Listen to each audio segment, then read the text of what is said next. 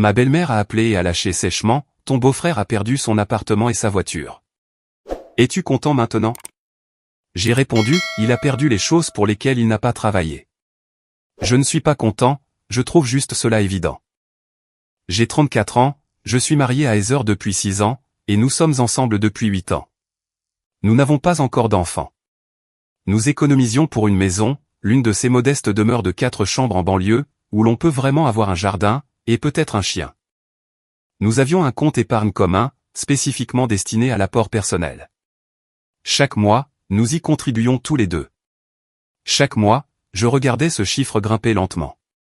Plus lentement qu'il n'aurait dû, en réalité, mais je mettais cela sur le compte de la vie chère. Heather travaille comme coordinatrice marketing dans une agence de taille moyenne.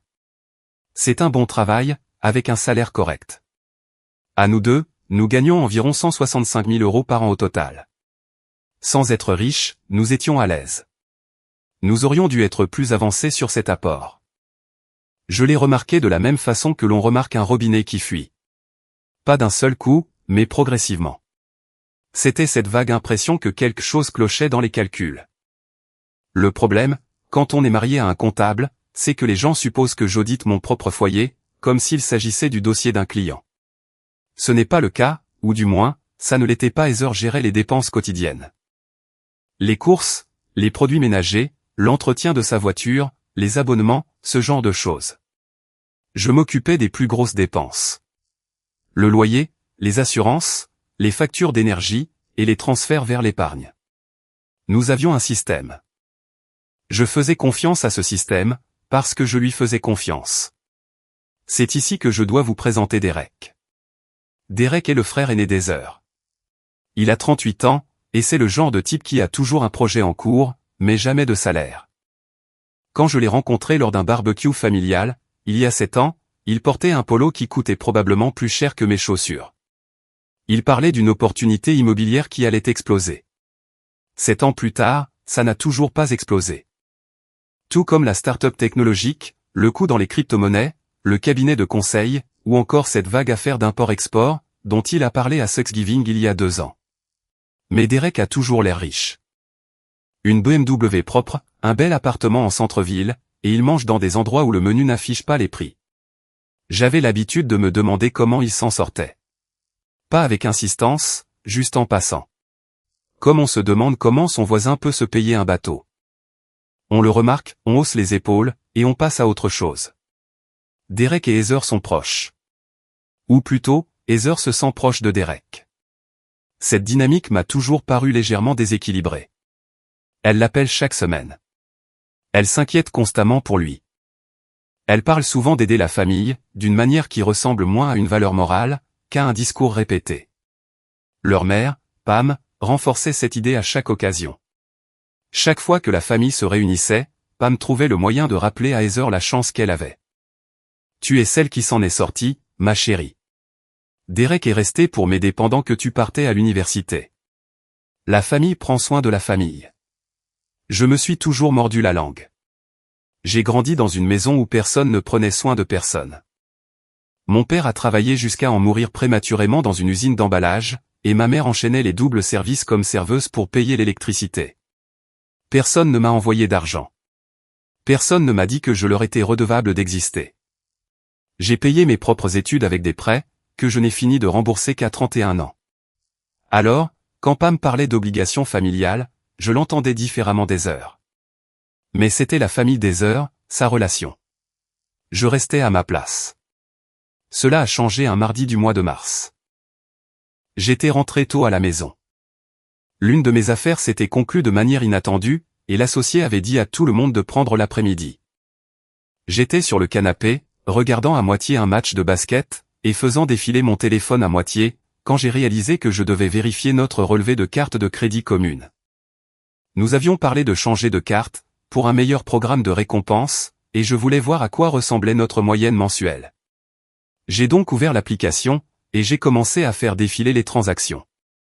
La plupart étaient normales. L'essence, les courses, un abonnement à cette application de méditation qu'Heather aimait bien. Mais ensuite, j'ai remarqué quelque chose. 3 débits distincts chez Costco au cours de la même semaine, chacun compris entre 180 et 240 €. C'était inhabituel. Heather faisait les courses chez Costco, généralement, une fois toutes les 2 semaines. 3 fois en une semaine, cela faisait beaucoup de papier toilette. J'ai continué à chercher. Il y avait un prélèvement de 475 € pour un garage automobile que je ne connaissais pas. Nous venions de faire réviser la voiture d'Heather 6 semaines plus tôt. Ensuite, un débit de 200 € pour une chose appelée Workwell Solutions, que j'ai supposé être une sorte de programme de bien-être d'entreprise via son travail. Puis, un autre passage chez Costco, 4 jours plus tard. J'ai ouvert un tableur. Les vieilles habitudes. Au cours des 3 derniers mois, les dépenses de notre foyer avaient augmenté d'environ 1100 € par mois, par rapport à la même période l'année précédente. C'est énorme. Cela représente 13 200 € par an. C'est une bonne partie d'un apport immobilier. Je n'étais pas encore méfiant. Pas vraiment. Le coût de la vie augmente. Peut-être qu'elle avait opté pour une épicerie plus chère.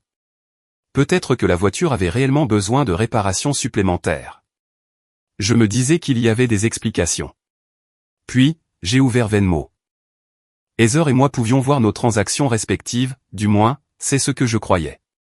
Elle avait changé ses paramètres en mode privé à un moment donné, ce que je n'ai remarqué que parce que je cherchais spécifiquement. Mais elle avait laissé une transaction visible, probablement par accident. Elle datait d'il y a 6 jours. 800 € envoyés à quelqu'un, enregistrés uniquement sous le nom de ED. Pas de description, pas d'émoji, juste 800 € pour D. Je suis resté assis là, sur le canapé, avec le match de basket qui murmurait encore en fond sonore. Et j'ai fixé cette transaction pendant un long moment. J'ai senti quelque chose s'installer dans ma poitrine. Pas de la colère, pas encore. Quelque chose de plus froid que ça. Une reconnaissance professionnelle. Je savais à quoi ressemblait un schéma suspect, et je commençais à en voir un. J'ai fermé l'application, posé mon téléphone, et j'ai attendu qu'Heather rentre à la maison. Je n'en ai pas dit un mot ce soir-là. J'ai préparé le dîner. Je lui ai posé des questions sur sa journée. Je l'ai écouté parler d'un client difficile, et d'un collègue qui n'arrêtait pas de faire réchauffer du poisson dans la salle de pause. Et après qu'elle se soit endormie, je suis retourné sur mon ordinateur portable, et j'ai commencé à faire ce que je fais dans la vie. J'ai commencé à suivre l'argent. Il m'a fallu 4 jours pour reconstituer le tableau. 4 jours à éplucher des relevés, après qu'Heather se soit endormie, à croiser les dates, et à faire des totaux dans un tableur, que je gardais sur une clé USB dans la sacoche de mon ordinateur. Je n'ai pas utilisé notre ordinateur commun. Je n'ai pas laissé d'onglet de navigation ouvert. J'ai traité cela exactement comme je traite une mission pour un client. Propre, méthodique, sans laisser de traces. Voici ce que j'ai trouvé. Au cours des 4 dernières années, Heather avait envoyé de l'argent à Derek, par le biais d'une combinaison de transfert Venmo et de retrait d'espèces. Et cette dernière méthode était d'ailleurs presque impressionnante, en gonflant les dépenses ménagères. Les débits chez Costco étaient de vrais achats, mais elle achetait pour 120 € de courses, puis demandait 100 ou 150 € de retrait en espèces à la caisse. Le garage automobile était légitime, mais elle ne l'avait utilisé qu'une seule fois. Les 3 autres prélèvements sur notre carte étaient inventés. Elle avait trouvé un garage prêt à passer sa carte, pour des services jamais effectués. Je ne sais toujours pas comment elle s'est arrangée pour ça. Workwell Solutions n'était pas un programme de bien-être d'entreprise. C'était un service de traitement de paiement. En gros, un moyen d'envoyer de l'argent, qui ressemble à une dépense professionnelle sur un relevé de carte de crédit. Le total, du mieux que j'ai pu le calculer, s'élevait à environ 63 000 € sur 4 ans, à peu de choses près. Certains retraits en espèces étaient plus difficiles à cerner.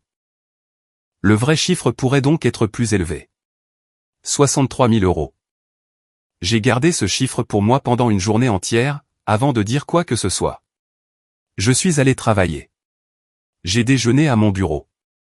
Je suis rentré chez moi, j'ai regardé Heather remuer la sauce des pâtes sur la cuisinière, et j'ai pensé à tous ces mois où j'avais regardé notre compte épargne, en me demandant pourquoi nous ne nous rapprochions pas de cette maison. J'ai pensé aux conversations où nous parlions de réduire les sorties au restaurant, d'annuler les services de streaming, et d'être plus intelligents avec notre argent. Elle s'était assise en face de moi, à la table de notre cuisine, et avait suggéré que nous arrêtions de commander à emporter en semaine, tout en faisant des chèques de 800 € à son frère dans mon dos. Je lui en ai parlé un samedi matin, j'ai choisi le moment délibérément. Pas de travail le lendemain, pas d'excuse pour partir. Elle préparait le café quand j'ai posé le dossier sur le comptoir. De vraies pages imprimées, des relevés, des tableurs, et des transactions surlignées. Je sais que c'est dramatique. Je m'en moquais. Peux-tu t'asseoir une minute? Ai-je dit. Elle a regardé le dossier, puis m'a regardé. Quelque chose a changé sur son visage. Pas de la culpabilité, exactement. Plutôt comme une trappe qui s'ouvrait sous ses pieds. Qu'est-ce que c'est? A-t-elle demandé, mais elle savait déjà. Je pouvais le voir. C'est environ 4 ans de nos dossiers financiers, ai-je répondu. Plus précisément, ceux qui ne correspondent pas, elle s'est assise lentement. J'ai ouvert le dossier, et je lui ai tout expliqué. L'astuce du retrait en espèces chez Costco, les réparations automobiles fantômes, Workwell Solutions, et les transferts Venmo Verde. J'ai gardé une voix neutre. Je ne jouais pas la comédie du calme. J'avais sincèrement dépassé le stade des cris. J'avais passé 4 jours à digérer cela, et ce que je ressentais n'était pas de la rage. C'était quelque chose de plus plat, une déception qui s'était compactée en quelque chose de dur. 63 000 €, ai-je dit. C'est la meilleure estimation. Tu connais peut-être le chiffre exact. Elle a commencé à pleurer avant même que je finisse ma phrase. Pas des pleurs simulés. De vrais pleurs, bruyants, laids, avec la morve au nez, les mains tremblantes, et le café qui refroidissait sur le comptoir. Lucas, je suis tellement désolé, a-t-elle dit. J'ai voulu te le dire tellement de fois. Mais tu ne l'as pas fait. Je sais. Pendant 4 ans. Je sais. J'ai laissé le silence s'installer. C'est une technique que j'utilise lors des entretiens, pas des interrogatoires. Mais quand vous êtes assis en face de quelqu'un qui a été pris au piège, et qui a besoin d'espace pour parler, vous attendez simplement. Il avait besoin d'aide, a-t-elle fini par dire. Il n'arrêtait pas de dire qu'il était sur le point de remonter la pente, qu'il avait juste besoin d'un peu plus de temps, d'un petit matelas financier. Et maman n'arrêtait pas de m'appeler, pour me dire que j'étais la seule à pouvoir l'aider, que j'avais une belle vie. Et que Derek était en difficulté. Et quel genre de sœur serais-je si je ne le faisais pas? 63 000 €, ce n'est pas de l'aide, ai-je rétorqué. C'est un salaire. Je sais comment ça sonne. Ça donne l'impression que tu as payé ton frère adulte juste pour exister, tout en me disant que nous n'avions pas les moyens d'acheter une maison. Elle a tressailli à ces mots. Je n'y ai pris aucun plaisir, mais je ne les ai pas retirés non plus. Nous avons parlé pendant 2 heures. Elle m'a tout dit, ou du moins, ce qu'elle prétendait être tout. Les paiements avaient commencé petitement. 200 € par-ci, 3 cents par-là. Derek avait besoin du premier et du dernier mois de loyer. La voiture de Derek était en panne. Derek avait une facture médicale. Chaque dépense semblait assez mineure pour être justifiée, et chacune rendait la suivante plus facile à cacher. Au moment où les montants sont devenus plus importants, elle était déjà trop enfoncée pour avouer. Elle savait que je serais furieux. Elle savait que cela pourrait mettre fin à notre mariage, alors elle a continué, et le mensonge a pris des proportions énormes. Est-ce que Derek sait que cet argent vient de nous deux, ai-je demandé. Il sait que je suis marié. Ce n'est pas ce que j'ai demandé. Elle a baissé les yeux vers la table. Il a dit une fois que, puisque tu gagnes bien ta vie, ça ne devrait pas être un gros problème. Je me souviens avoir senti ma mâchoire se crisper à ce moment-là. Pas un gros problème. Un homme que je connaissais à peine avait siphonné l'argent de mon foyer pendant 4 ans, et considérait que ce n'était pas un gros problème. Voici ce qui va se passer, ai-je déclaré. Les paiements à Derek s'arrêtent immédiatement. Aujourd'hui, tu vas lui dire que la banque est fermée. Peu m'importe comment tu lui présentes la chose, mais pas un seul euro supplémentaire ne lui sera versé, depuis un compte portant mon nom. Elle a hoché la tête, pleurant toujours. Et nous allons suivre une thérapie de couple. Parce que je ne sais pas si je peux te faire confiance en ce moment, et j'ai besoin de savoir si c'est réparable. D'accord, a-t-elle murmuré. D'accord, Lucas, tout ce dont tu as besoin. J'ai eu brièvement l'impression que nous pourrions peut-être surmonter cela. Que la blessure était profonde, mais qu'au moins elle était ouverte maintenant, et que les blessures ouvertes peuvent guérir, si on les traite correctement. Ce sentiment a duré jusqu'au lundi soir. J'avais pensé à quelque chose tout le week-end, une intuition tenace dont je ne parvenais pas à me défaire. Heather avait tout accepté trop rapidement. Les pleurs, les excuses, la soumission immédiate. Cela ressemblait à du soulagement, comme si elle était heureuse que le secret soit découvert. Mais son soulagement semblait disproportionné par rapport à la situation. 63 000 €, c'est beaucoup d'argent, et elle avait accepté mes conditions comme quelqu'un qui règle une contravention de stationnement. À moins que les 63 000 ne soient pas la totalité du secret. Le lundi, après le travail, j'ai fait quelque chose que je n'avais pas fait auparavant. J'ai sorti nos rapports de solvabilité, les deux. Vous pouvez en obtenir une copie gratuite de chaque bureau une fois par an, et je n'avais pas vérifié depuis un moment. Le mien était vierge, exactement ce à quoi je m'attendais. Celui d'Heather ne l'était pas. C'était là, à la page 3.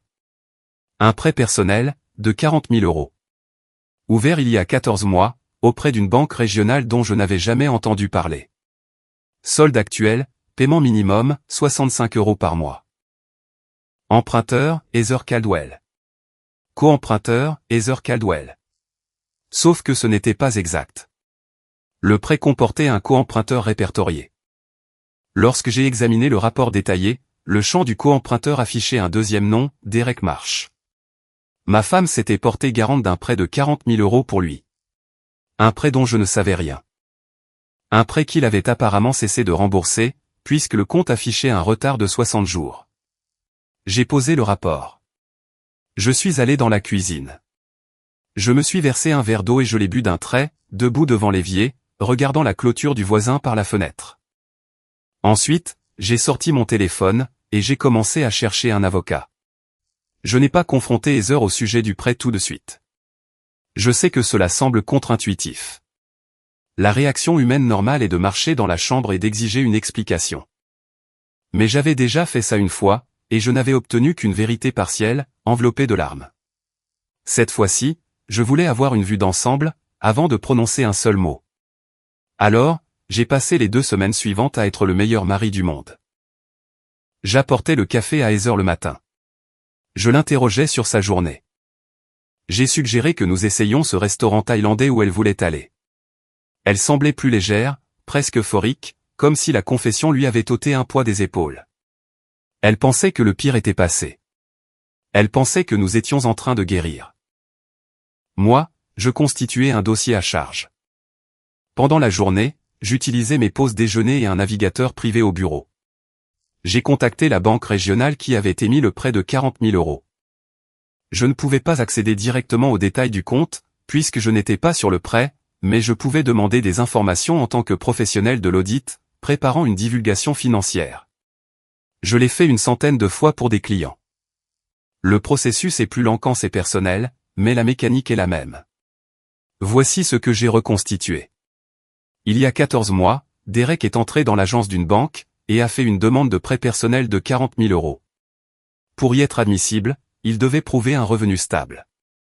Derek, qui n'a pas occupé d'emploi stable depuis au moins 5 ans, a fourni, je ne sais comment, des documents attestant de revenus annuels de 78 000 €, provenant d'une entreprise appelée Marsh Creative Consulting. J'ai cherché Marsh Creative Consulting. Elle était enregistrée comme une SARL dans notre État, déposée 8 jours avant la demande de prêt. Pas de site web, pas de réseaux sociaux, pas de liste de clients, aucun revenu que je puisse trouver dans les dossiers publics. L'agent enregistré était Derek Marsh. Il avait créé une fausse entreprise, généré de faux documents de revenus, et les avait utilisés pour obtenir un prêt qu'il n'avait jamais eu l'intention de rembourser seul. Et il avait convaincu ma femme de se porter garante en secours, en lui disant probablement que ce n'était qu'une formalité, que la banque l'exigeait, et qu'il effectuerait chaque paiement. Il a effectué 3 paiements, puis il s'est arrêté. Le prêt avait maintenant 60 jours de retard, et ce n'était pas fini.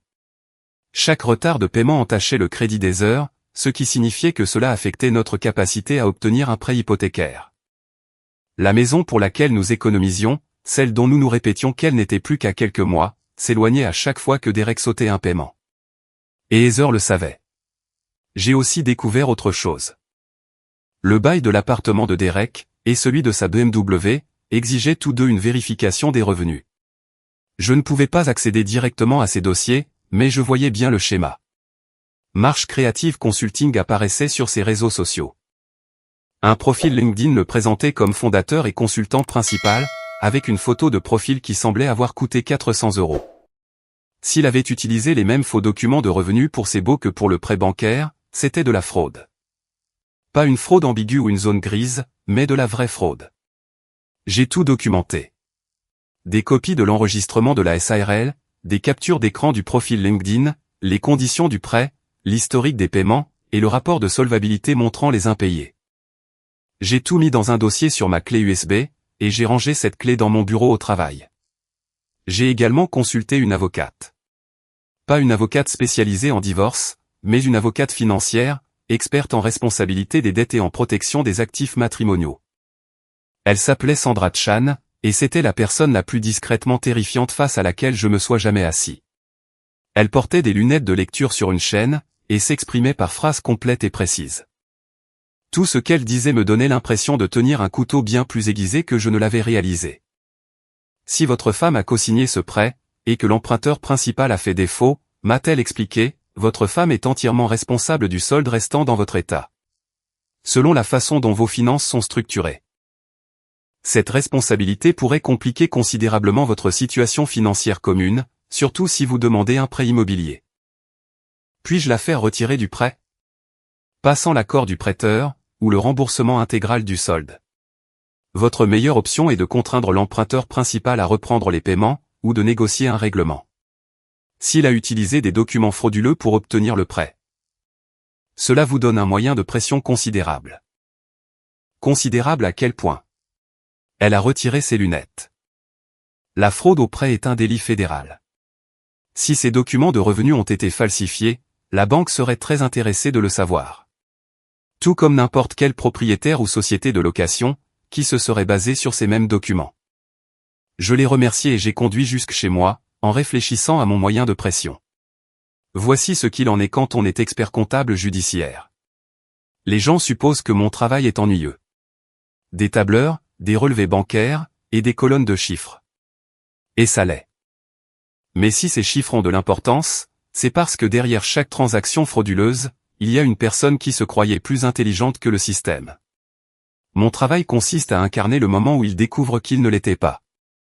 Je me suis assis face à des directeurs financiers qui avaient volé des millions, et l'expression sur leur visage, quand j'ouvre le dossier, est toujours la même.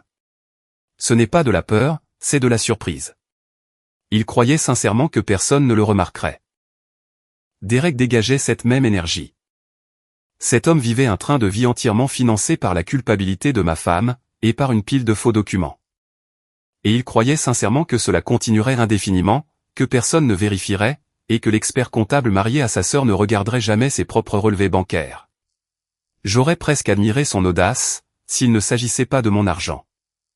3 semaines après avoir découvert le prêt, je suis rentré à la maison un vendredi soir, pour trouver Derek et Pam dans mon salon. Heather ne m'avait pas prévenu. Ou plutôt, elle m'avait envoyé un texto à 16h47 disant, au fait, maman et Derek passent pour le dîner. Soit 17 minutes avant que je ne franchisse la porte. Pas assez de temps pour m'y opposer. Ce n'était clairement pas un accident. Derek était sur mon canapé, sans chaussures, en train de boire l'une des bières artisanales que je gardais au fond du réfrigérateur. Pam était dans la cuisine, aidant Heather avec le dîner, ce qui aurait été mignon si ça n'avait pas ressemblé à une mise en scène. Lucas. Derek s'est levé, et m'a tapé sur l'épaule, comme si nous étions de vieux copains de fraternité. Content de te voir, mec. Semaine longue, comme d'habitude, ai-je répondu en posant mon sac. Je te comprends. Le boulot n'arrête jamais. Cela venait d'un homme qui, pour autant que j'ai pu le déterminer, n'avait pas touché de salaire depuis plus de 9 mois. Le dîner s'est bien passé. Des banalités. Pam a complimenté le rôti. Derek a raconté une longue histoire, à propos d'un client potentiel qu'il courtisait pour Marche Creative Consulting, la fausse entreprise, et je suis resté assis là, à manger des pommes de terre, et à l'écouter décrire des réunions qui n'avaient jamais eu lieu. Pour une entreprise qui n'existait pas. J'ai hoché la tête. J'ai posé des questions de relance. Ce fut le repas le plus surréaliste de ma vie. Après le dîner, Pam et Heather faisaient la vaisselle. Derek et moi étions à table, et il s'est penché vers moi, avec ce sourire facile et complice. Et, juste un petit truc, m'a-t-il dit à voix basse. J'ai un problème de timing de trésorerie. Rien de grave, juste un décalage entre les encaissements. Il utilisait un jargon commercial qu'il avait clairement appris sur YouTube. Tu crois que tu pourrais m'avancer environ 1500 €? Heather s'en occupe d'habitude, mais je me suis dit que j'allais te demander directement, puisqu'on est en famille. Il a dit ça comme s'il me demandait d'emprunter une tondeuse à gazon. 1500 €, de la part de l'homme qui devait 38 400 € sur un prêt que ma femme avait co-signé. De la part de l'homme qui avait pris 63 000 € à notre foyer sur 4 ans, me le demandant directement cette fois-ci, aussi détendu qu'un dimanche après-midi, parce que Heather s'en occupe d'habitude. Je l'ai regardé. Il souriait, détendu, totalement certain que j'allais dire oui. Laisse-moi y réfléchir, ai-je répondu. Bien sûr, pas d'urgence, a-t-il dit en se rasseyant. Quand tu veux. Je lui ai souri. Il n'avait aucune idée de ce qu'il attendait, et honnêtement, Heather non plus. J'ai attendu encore une semaine. Non pas parce que j'avais besoin de plus de preuves. Le dossier était complet. Mais parce que j'avais besoin qu'Heather me parle du prêt d'elle-même. Je lui ai tendu des perches. Chaque jour, je lui ai donné une chance de parler. Lundi soir, j'ai mentionné que nous devrions probablement vérifier nos rapports de solvabilité avant la préapprobation du prêt immobilier. Elle a dit, bonne idée, et a changé de sujet. Mercredi, j'ai évoqué la recherche de maison, et j'ai dit qu'il fallait s'assurer que notre taux d'endettement soit irréprochable. Elle a dit, ouais, on devrait être bon, et elle est allée prendre une douche. Vendredi, je lui ai demandé de but en blanc s'il y avait autre chose que je devais savoir, quoi que ce soit de financier qu'elle n'aurait pas mentionné. Elle m'a regardé droit dans les yeux et a dit, non, je t'ai tout dit. Je te le promets. C'est à ce moment-là que j'ai arrêté de la protéger des retombées. Samedi matin, j'ai dit à Heather que je devais encore lui parler. Même comptoir de cuisine. Elle s'est assise, et j'ai pu voir son langage corporel changer. Ses épaules se sont tendues, ses mains se sont refermées sur sa tasse de café. J'ai trouvé le prêt, ai-je dit. Quelques mots, et elle a perdu toutes ses couleurs. Heather, le prêt personnel de 40 000 € que tu as co-signé pour Derek. Celui qui a 60 jours de retard. Celui qui est actuellement en train de détruire ton score de crédit, et nos chances d'obtenir un prêt immobilier. Elle a ouvert la bouche, l'a refermée, l'a rouverte. Comment as-tu? J'ai sorti nos rapports de solvabilité, comme je t'avais dit que je le ferais, 3 fois cette semaine. Elle s'est mise à trembler. Pas à pleurer, à trembler vraiment, comme si la température venait de chuter de 10 degrés. Il m'a dit que c'était juste une formalité, a-t-elle dit, la voix brisée. Il a dit que la banque avait besoin d'un garant pour un détail technique, mais qu'il ferait tous les paiements. Il l'a juré, Lucas. Il l'a juré sur la vie de maman. Et quand il a arrêté de payer? J'allais arranger ça. Je faisais certains paiements depuis mon compte personnel, celui d'avant notre mariage. Je pensais que si je rattrapais le retard, tu n'aurais jamais à le savoir. Combien de paiements as-tu effectué à sa place? 4, peut-être 5. Ainsi, elle le couvrait en plus de tout le reste. Elle lui envoyait de l'argent, gonflait nos dépenses ménagères, puis payait aussi un prêt dont il était censé être responsable. Elle finançait son existence entière depuis 3 directions différentes et simultanées. Il y a autre chose, ai-je ajouté. Je lui ai parlé de Marche Creative Consulting. Je lui ai parlé des faux documents de revenus, et de la forte probabilité que Derek ait utilisé ces mêmes faux papiers pour obtenir son appartement et le bail de sa voiture. Elle m'a dévisagé, comme si je parlais une langue qu'elle n'avait jamais entendue. C'est de la fraude, a-t-elle dit lentement. Oui. Il pourrait aller en prison, potentiellement.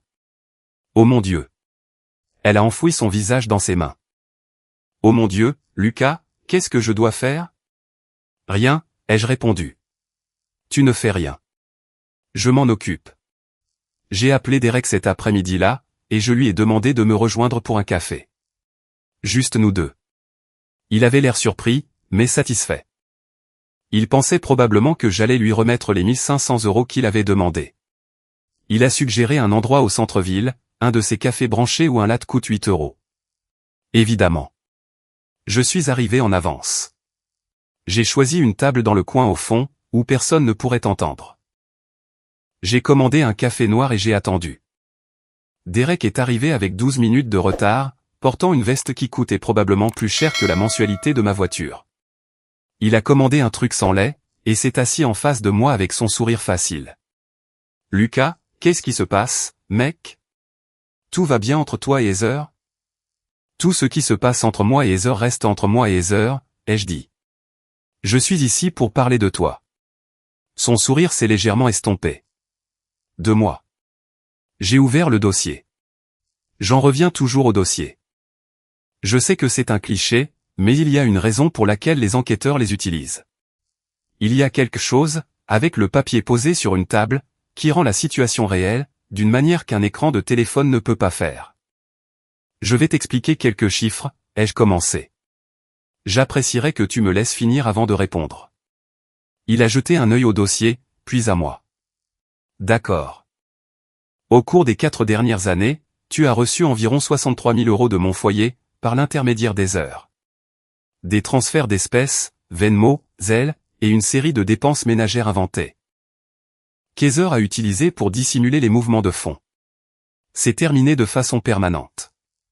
Pas de discussion possible. Le visage de Derek est passé par plusieurs stades. La surprise, puis la colère, puis un recalibrage calculé. Écoute, Heather et moi.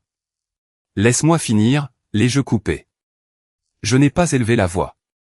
Je me suis juste arrêté de parler, jusqu'à ce qu'il ferme la bouche. Il y a 14 mois, tu as obtenu un prêt personnel de 40 000 €, en utilisant des documents de revenus de Marche Creative Consulting, une SARL que tu as enregistrée 8 jours avant la demande. Cette entreprise n'a aucun client, aucun revenu.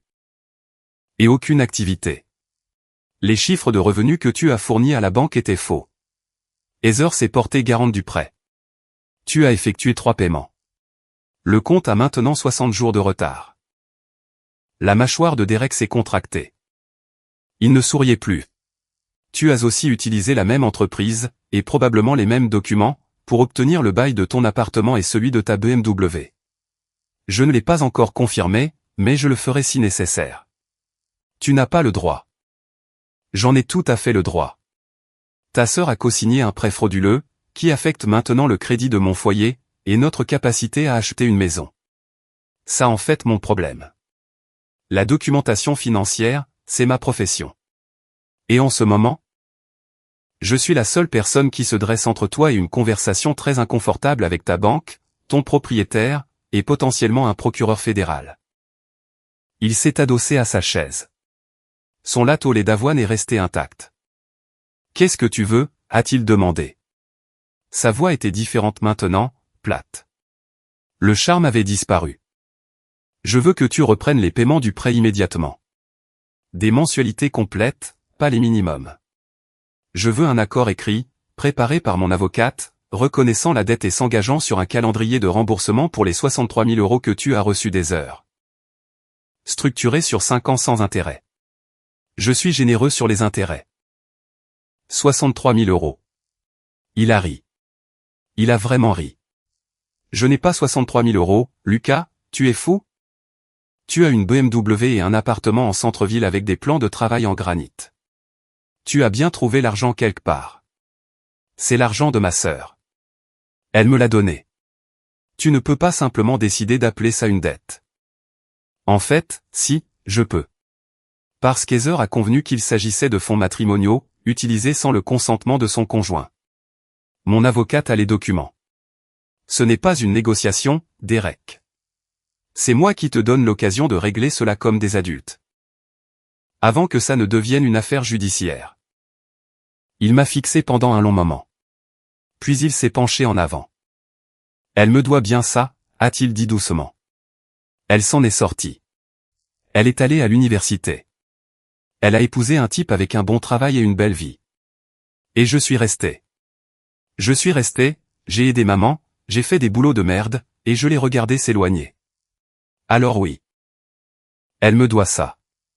Et puisque tu l'as épousé, tu me le dois aussi. J'ai laissé cette phrase flotter dans l'air un instant. Personne ne te doit rien, Derek. Et je pense qu'au fond de toi, tu le sais. Je me suis levé. J'ai laissé une copie de l'accord de remboursement sur la table.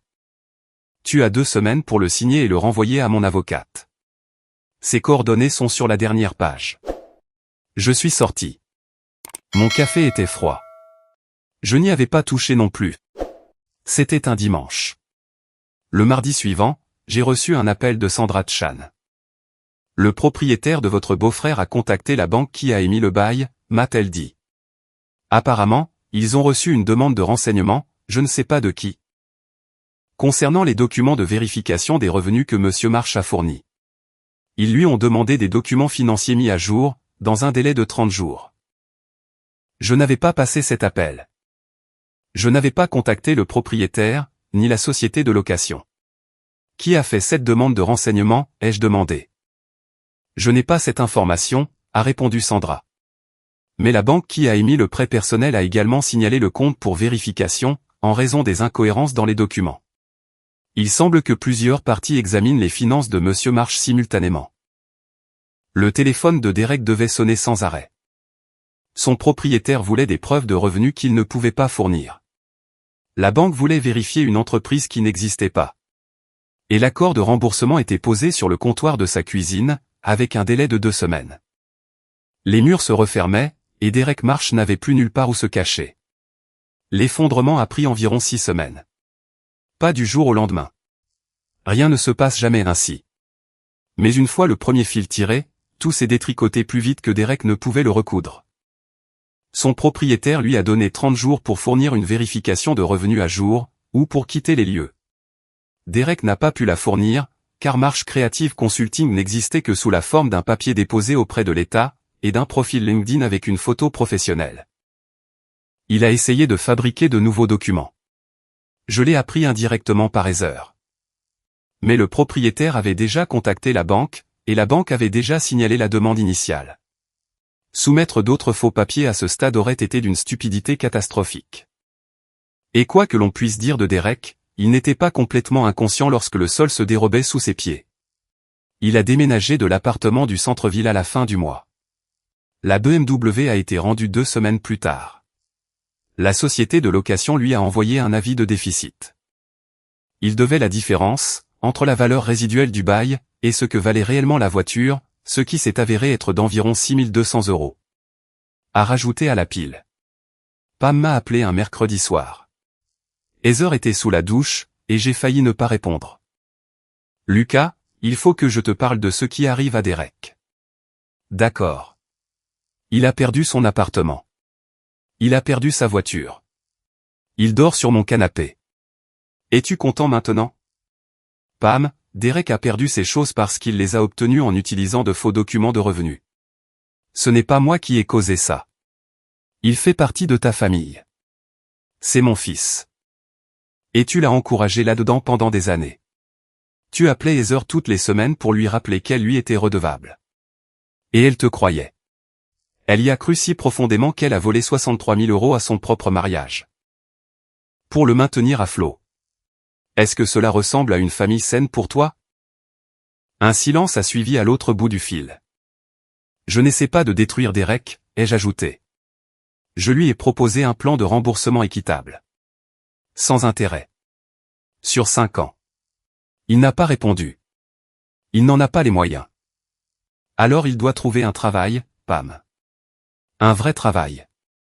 Pas une fausse société de conseil, mais un vrai emploi où quelqu'un le paie pour faire un vrai travail. Il a 38 ans. Elle m'a raccroché au nez. Je ne peux pas dire que je lui en ai voulu. Personne n'a envie d'entendre que son enfant est un imposteur, surtout quand on a passé une décennie à l'aider à le devenir. Derek m'a finalement appelé directement, environ une semaine plus tard. Il avait l'air différent, plus calme. La bravade avait disparu. Je ne signerai pas cet accord, a-t-il dit. C'est ton choix. Mais je rembourserai le prêt, celui de la banque. Je vais me remettre à jour dans les paiements. Une longue pause a suivi. J'ai trouvé un boulot. Dans la logistique d'entrepôt. Ce n'est pas grand-chose, mais c'est un début. C'est un début, en effet. Je ne rembourserai pas les 63 000 €, Lucas. Je ne les ai pas, et je ne les aurai jamais. Heather m'a donné cet argent. Elle a choisi de m'aider. Elle a choisi de te le cacher à son mari, parce qu'elle savait que c'était mal. Il y a une différence entre la générosité et la contrainte. Je ne l'ai jamais forcé. Tu n'en as pas eu besoin. Ta mère l'a fait pour toi. Il n'a pas répondu à cela. Nous sommes restés silencieux pendant environ 10 secondes, ce qui est très long lors d'un appel téléphonique. Je vais rembourser le prêt, a-t-il répété. Je vais trouver une solution pour le reste. Mais il faut que tu saches que je n'essayais de blesser personne. J'essayais juste de survivre. Je te crois, ai-je répondu. Et c'était vrai. Derek n'était pas un méchant. C'était un homme à qui l'on n'avait jamais demandé d'être responsable, entouré de gens qui confondaient complaisance et amour. Et il avait profité de cela aussi loin que possible. Ça l'a mené assez loin, mais le carburant est venu à manquer. Passons maintenant à la partie la plus difficile, Heather. Nous ne nous sommes pas séparés immédiatement après la révélation du prêt. Nous aurions probablement dû, mais à la place, nous avons fait quelque chose qui, je pense, nous a sauvés. Nous sommes devenus brutalement honnêtes l'un envers l'autre, d'une manière que nous n'avions jamais connue auparavant. Heather a commencé une thérapie individuelle. Pas une thérapie de couple, cela est venu plus tard. Mais ses propres séances, 2 fois par semaine, se sont concentrées spécifiquement sur sa relation avec sa famille, et sur les schémas de culpabilité qui l'avaient poussé à mentir à la personne en qui elle était censée avoir le plus confiance. Je n'assistais pas à ces séances, et elle ne me racontait pas tout ce qui s'y disait, mais je pouvais voir les changements s'opérer en temps réel. Le premier a été mineur. Pam m'a appelé un samedi, pour dire à Heather que Derek avait besoin d'aide pour acheter des vêtements d'entretien pour son nouveau travail. L'ancienne Heather aurait envoyé 300 € sans hésiter. La nouvelle Heather a répondu, « Maman, Derek est un adulte. Il peut s'acheter ses propres vêtements ou aller chez Emmaüs. » J'étais dans la pièce d'à côté. Je l'ai entendu à travers le mur. Je ne vais pas prétendre que je n'ai rien ressenti.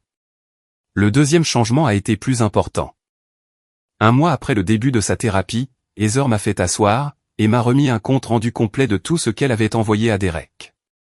Absolument tout, y compris des choses que je n'avais pas trouvées. Des remises d'argent en liquide lors de réunions de famille. Un paiement de 1 200 € qu'elle avait fait directement au dentiste de Derek. Une contribution de 900 € pour des vacances que Derek avait prises à Miami. Le vrai total n'était pas de 63 000 €. Il était plus proche de 71 000. Je ne cache plus rien, m'a-t-elle dit. Même les choses qui me donnent une pire image. J'ai regardé la liste. Je me suis senti fatigué. Pas en colère, juste profondément fatigué. Mais j'ai aussi ressenti autre chose. Quelque chose qui ressemblait au début du respect retrouvé. Nous nous sommes tout de même séparés pendant 6 semaines après cela. Je suis resté dans notre appartement, et elle a déménagé dans la chambre d'amis d'une copine. Nous n'avons pas fait de drame. Il n'y a pas eu de cris ou de claquements de porte. Nous avons simplement reconnu tous les deux, que nous avions besoin d'espace pour décider si nous voulions reconstruire cette histoire, ou la laisser tomber. Pendant ces 6 semaines, j'ai beaucoup réfléchi. J'ai fait des calculs. Évidemment, c'est comme ça que mon cerveau fonctionne. Mais j'ai aussi pensé à la femme qui s'était assise en face de moi, et qui m'avait remis une liste la faisant paraître pire que nécessaire. Elle aurait pu en rester à mon estimation de 63 000 €. Les 8 000 € supplémentaires ne seraient jamais remontés à la surface. Elle les a avoués volontairement, parce qu'elle en avait fini avec les mensonges, et qu'elle voulait que je le sache. Et la seule façon de le prouver était de me dire la vérité, même quand cela lui coûtait. Ça avait de l'importance. Je ne vais pas prétendre que cela a tout effacé. Mais ça comptait. Nous avons commencé la thérapie de couple au 3e mois. Ce fut difficile. Heather a beaucoup pleuré. Je n'ai probablement pas assez pleuré, selon notre thérapeute, qui a eu la délicatesse de souligner que le fait de tout analyser à travers des tableurs, pouvait être sa propre forme d'évitement. C'est de bonne guerre. Voici où en sont les choses aujourd'hui. Cela fait 7 mois depuis ce premier samedi, où j'ai posé le dossier sur le comptoir de la cuisine. Heather et moi sommes de nouveau ensemble. Nous ne sommes pas parfaits. La confiance se reconstruit petit à petit, une conversation transparente après l'autre, et certains jours sont meilleurs que d'autres. Mais nous avons maintenant un examen financier conjoint, toutes les 2 semaines. Tous les deux assis à la table de la cuisine, ordinateurs ouverts, à passer en revue chaque compte. C'est elle qui l'a suggéré. Je ne pense pas qu'elle se pardonnera un jour complètement ce qu'elle a fait. Mais elle devient le genre de personne qui ne le referait plus, et je pense que c'est plus important que le pardon. Derek travaille à l'entrepôt à temps plein. Il est à jour sur son prêt bancaire. Les mensualités sont plus petites maintenant, car la banque a restructuré les conditions, après qu'il a pu justifier d'un revenu régulier. Il vit dans un appartement d'une chambre dans les quartiers, qui coûte environ un tiers de son ancien logement. Plus de BMW. Il conduit une Civic de 12 ans. Je ne me réjouis pas de sa situation, mais je ne m'en désole pas non plus. Il a 38 ans, et il apprend à subvenir à ses propres besoins pour la première fois. C'est tard, mais ce n'est pas trop tard. Pam et moi ne nous parlons pas. Elle a envoyé à Heather une longue lettre sur la loyauté familiale, qu'Heather a lue une fois, a discuté avec son thérapeute, puis a mise au recyclage. Heather appelle toujours sa mère, mais les appels sont plus courts maintenant. Elles ont établi une limite, Pam n'est pas autorisée à discuter des finances de Derek, ni à demander de l'argent à Heather. Pam franchit cette limite environ une fois par mois. Quand elle le fait, Heather raccroche. Le fonds pour la maison se reconstitue. Nous avons recalculé notre calendrier, et nous sommes à environ 18 mois d'un apport personnel réaliste. Nous aurions dû y être il y a 6 mois. Ça pique quand j'y pense, alors j'essaie de ne pas y penser trop souvent. La semaine dernière, je suis rentré à la maison, et Heather était à la table de la cuisine avec son ordinateur, en train de mettre à jour notre tableur de budget commun. Elle a levé les yeux et a dit, « J'ai transféré 400 € sur le fonds de la maison aujourd'hui. Nous en sommes à 31 000 €. Super, ai-je répondu. Je l'ai embrassé sur le front, et je suis allé me changer pour quitter mes vêtements de travail. Ce n'est pas une fin hollywoodienne. Nous ne sommes pas debout sur le porche de la maison de nos rêves avec un Golden Retriever. Nous sommes 2 personnes dans un appartement en location, avec un tableur de budget, un thérapeute de couple, et beaucoup de conversations très honnêtes qui nous attendent. Mais nous y arrivons, une transaction à la fois.